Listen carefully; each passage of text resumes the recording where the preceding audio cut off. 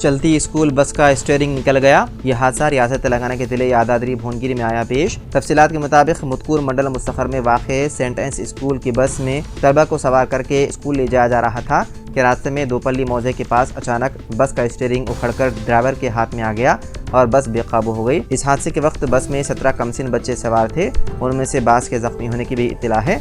ताहम किसी भी तरह का जानी नुकसान नहीं हुआ, जिस पर बच्चों के वालिदैन ने राहत के लिए सांस।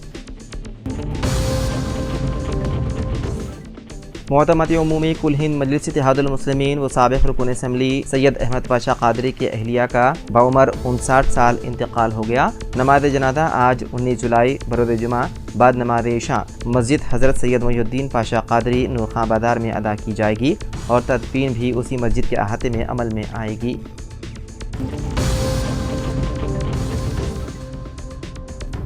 Telangana council for higher education आज तेलंगाना इंजीनियरिंग, एग्रीकल्चर और फार्मेसी कॉमन एंट्रेंस टेस्ट यानी कि TG एफसेट सीट अलाटमेंट का ऐलान करने वाली है। देर असना सीट अलाटमेंट से पहले तलबा TS एमसेट साल 2023 के आखिरी रैंक स्टेटमेंट को डाउनलोड कर सकते हैं। Telangana chairman for higher education के जारी करदा तफसीली नोटिफिकेशन के मुताबिक ट्यूशन फीस की अदायगी और वेबसाइट के जरिए खुद रिपोर्टिंग 19 और 23 जुलाई के दरमियान करनी होगी। TG एफसेट के दूसरे मरहले के लिए बुनियादी मालूमात की ऑनलाइन फाइलिंग, प्रोसेसिंग फ़ीस की अदायगी और हेल्पलाइन मराकज़ के इंतखाब के लिए स्लॉट बुकिंग 26 जुलाई को होगी।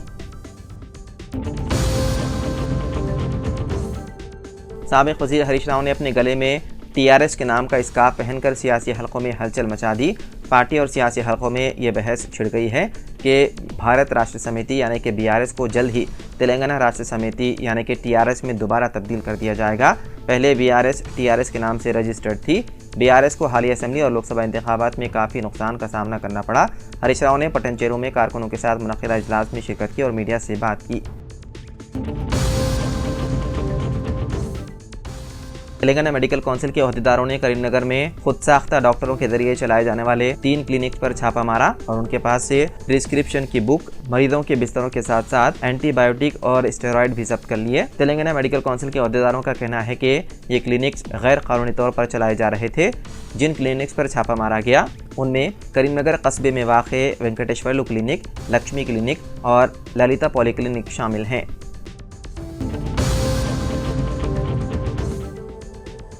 उत्तर प्रदेश में वज़ीर आला योगी आदित्यनाथ और नायब वज़ीर आला केशव प्रसाद मौर्य के दरमियान कशीदगी अब उरूज पर पहुंच चुकी है। बीजेपी के इस अंदरूनी खलफशार के दरमियान अब समाजवादी पार्टी ने बड़ा दावा किया है। पार्टी के सरबराह अखिलेश यादव ने कहा कि नायब वज़ीर आला केशव प्रसाद मौर्य ने खेल कर दिया है।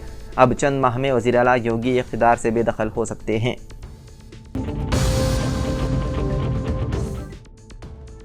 हैदराबाद के पुराने शहर में एक शोरूम में आतिशबाजी का वाक़या पेश आया जिसमें लाखों रुपए मालियत के मलबूसात जलकर खाकिस्तर हो गए। यह हादसा मदीना चौराहे से कब्ल नायाब होटल से मुत्तसिल इमारत की दूसरी मंजिल में पेश आया।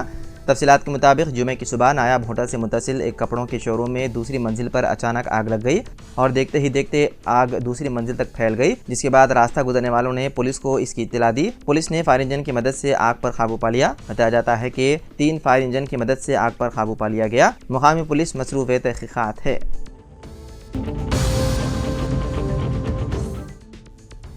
अमेरिका जाने वाले एयर इंडिया की तैयारी में तकनीकी खराबी के बाद रूस में उसकी लैंडिंग कराई गई। दिल्ली से सैन फ्रांसिस्को जाने वाले एयर इंडिया के तैयारे में तकनीकी खराबी आ गई, जिसके बाद उसने रूस के क्रास्नोयार्स्क बैनुल-अक़वामी हवाई अड्डे पर लैंडिंग की। बताया जाता है कि कॉकपिट के अमले को कार्गो होल्ड एरिया में खराबी का पता चला, जिसके बाद उसे लैंड कराया गया। रिपोर्ट के मुताबिक फंसे हुए मुसाफिरों के लिए दूसरी परवास का बंदोबस्त किया गया। एयर इंडिया के हुकाम ने बताया है कि तैयारे को बाहिफाजत लैंड कराया गया और तमाम मुसाफिरीन महफूज हैं।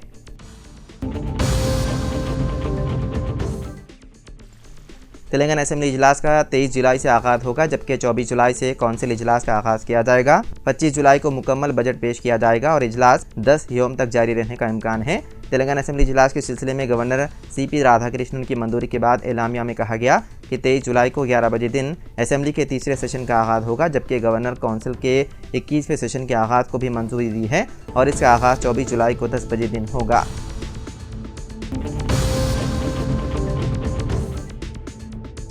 CPI-ML mass line control commission के चेयरमैन रायला चंद्रशेखर ने तेलंगाना में खम्मम और मालेमादुगो रेलवे स्टेशनों के दरमियान चलती ट्रेन के सामने खुदकुशी कर ली। उनकी नाश चारशंबे की रात देर गए खम्मम के करीब दानवाईगुड़म में रेलवे ट्रैक पर मिली। ख्याल किया जाता है कि पार्टी के अंदरूनी तनाज़ात और मसाइल की वजह से उन्होंने ये इंतहाई इक़दाम किया। पुलिस ने सिलसिले में मुकदमा दर्ज करते हुए मुख्तलिफ ज़ावियों से तहक़ीक़ात में है मसरूफ़।